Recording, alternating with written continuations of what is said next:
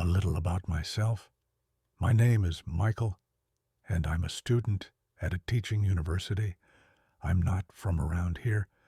I didn't really want to live in the dorms, and I wasn't planning to, but for a while I had to.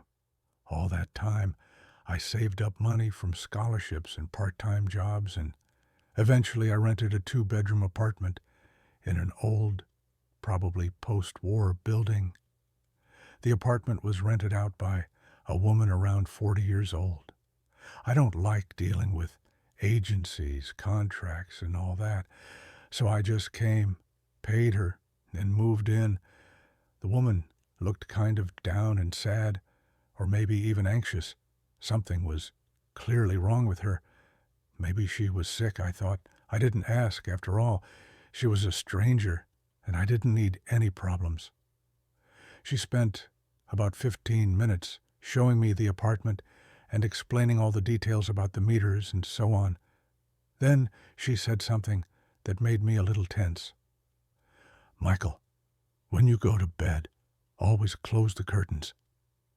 She said it in a way that made it sound like something bad would happen if I didn't. I didn't pay much attention and asked why. "There are streetlights over the road. They recently put in new bulbs. They shine like the sun.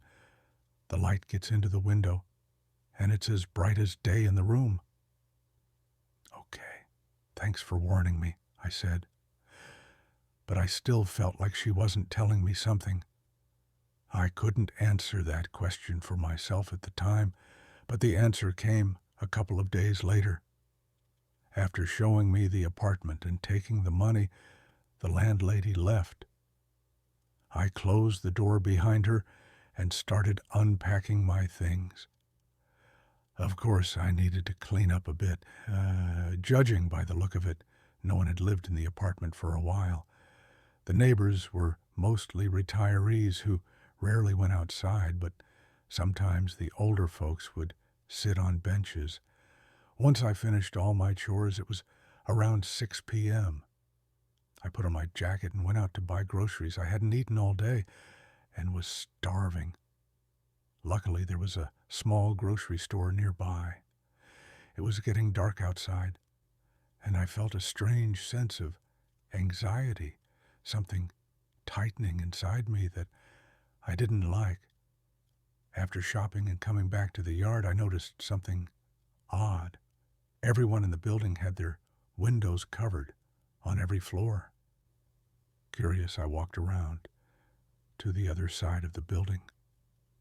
Same thing. Strange, since there weren't any streetlights shining in that direction. Something was off. It seemed trivial. So, what if they closed their curtains? But for some reason, I couldn't get that thought out of my head. With that on my mind, I went home for my first night in the new place. I made dinner, fried some potatoes and meat. That's a real meal.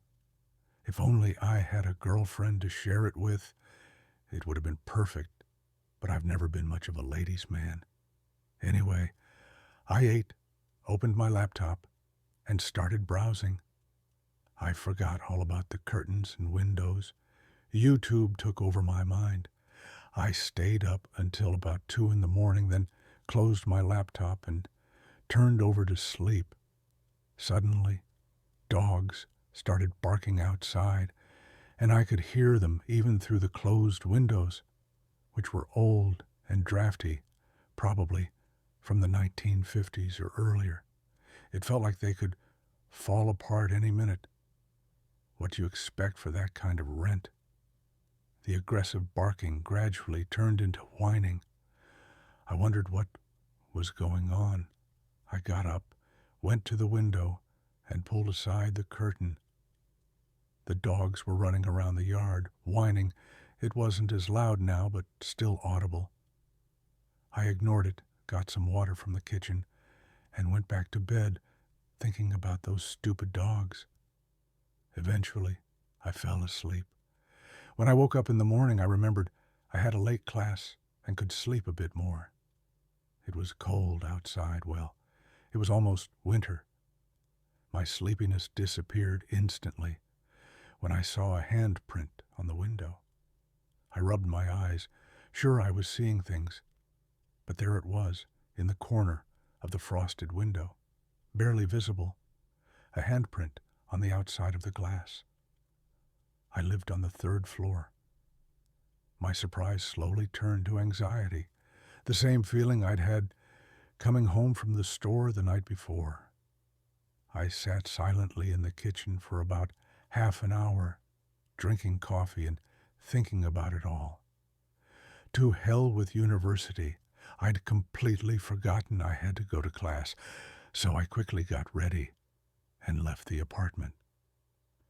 I had important classes that day and had to call a cab. I spent half the day at the university, and as you might guess, I forgot all about the handprint, the dogs, and the curtains. Later, I went with a classmate for a beer. We sat at a cafe until about 10 p.m. I had a glass, maybe 2 or 3, and got a little tipsy. After saying goodbye, I took the bus home. When I got to the yard, I saw the same thing as before. All the windows were tightly covered, except mine. I went into the building. On the 1st floor, a door was open, and an old lady was peeking out, looking at me like I was disturbing her. Then another door opened, and an old man looked at me the same way. I stopped on the 1st floor landing, startled. Suddenly, the old man grabbed my jacket and stared into my eyes. Mumbling something, I'll try to pass it on word for word, but no promises. Kid, while you're still young, run away from here. Run. Close the curtains, or we'll all be in trouble.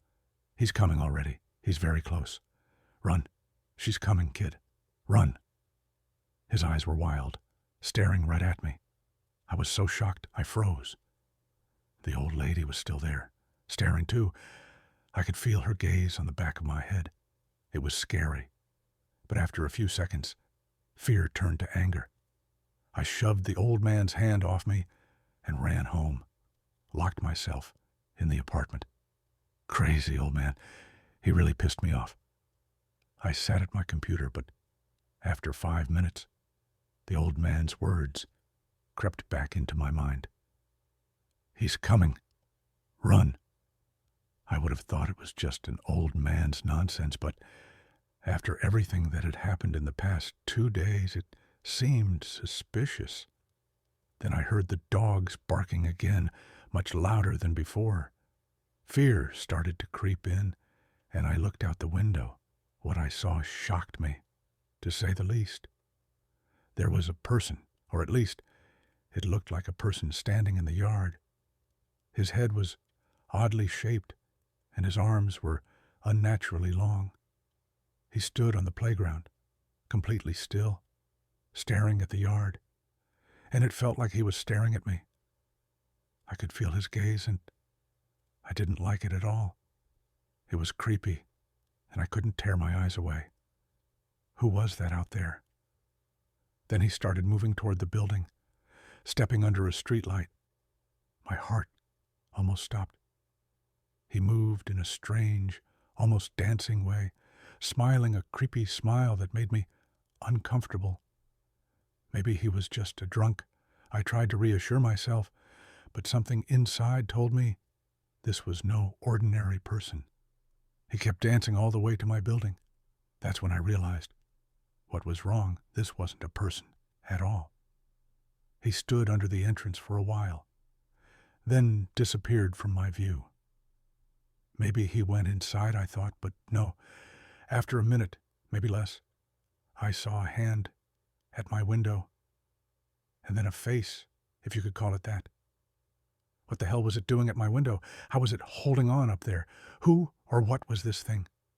Pale skin, black eyes, and a smile, staring at me through the glass. Then it started tapping softly on the window with its fist, the tapping getting louder and louder. I realized it would break the glass soon. I quickly closed the curtains and ran to the hallway. Then I heard the glass shatter and footsteps approaching. I had to run. I slipped on my shoes, threw on my jacket in 5 seconds, and flew out of the apartment. As I ran down the stairs, I heard 2 loud bangs on my door, and only then, from inside the building, did I feel a little safer. Outside, I looked back at my window. The creature was standing there, staring at me from my own window. Then something happened that almost made my hair turn white. It climbed out of my window and started crawling down the wall, like a spider. I started running, ran like a madman for 10 minutes, adrenaline pumping, until I ended up on another street, completely out of breath. I turned around, and in the streetlight, I saw it again, dancing its way toward me. How was it still following me? What the hell was this thing? This was unreal. Fear gripped me. There was no one else on the street, not a soul, not a car. I had no strength left to run. My legs felt like jelly, and I thought I would pass out. Meanwhile, it kept dancing closer and closer. I couldn't take it anymore and shouted, "What do you want from me?" It stopped and stared at me. "Why are you following me? What did I do to you?" It just stood there, looking at me with those black eyes and a stupid grin. The streetlight made everything clear. I could see it perfectly. Then it started moving toward me again, faster this time. I ran again. And thank God there was a police car parked around the corner. Maybe they were there on a call. I don't know. I jumped in and shouted, "Guys, he's chasing me." "Who's chasing you?" "What are you talking about?" one of the cops asked. "Someone in a costume back there," I gasped. One of the officers got out and looked. "There's no one there. Are you high or something? Running around in slippers in the cold?" "No, I haven't taken anything," I insisted. "We'll check that out," they said. "Let's go for a test." "Fine, wherever," I replied. They started the car and took me to get tested for drugs, but of course they found nothing, so they let me go in the morning. I didn't want to go home. It was freezing and I barely had enough money for a cab. But I had to go back for my things, my laptop, my clothes. I grabbed everything from the apartment and went to stay with a friend in the dorms. Better to be around people, and it was closer to campus. I lived there for a week. Everything was fine, until one evening, while making dinner in the kitchen, I saw a handprint on the frosted window from the outside and a dancing silhouette in the streetlight outside.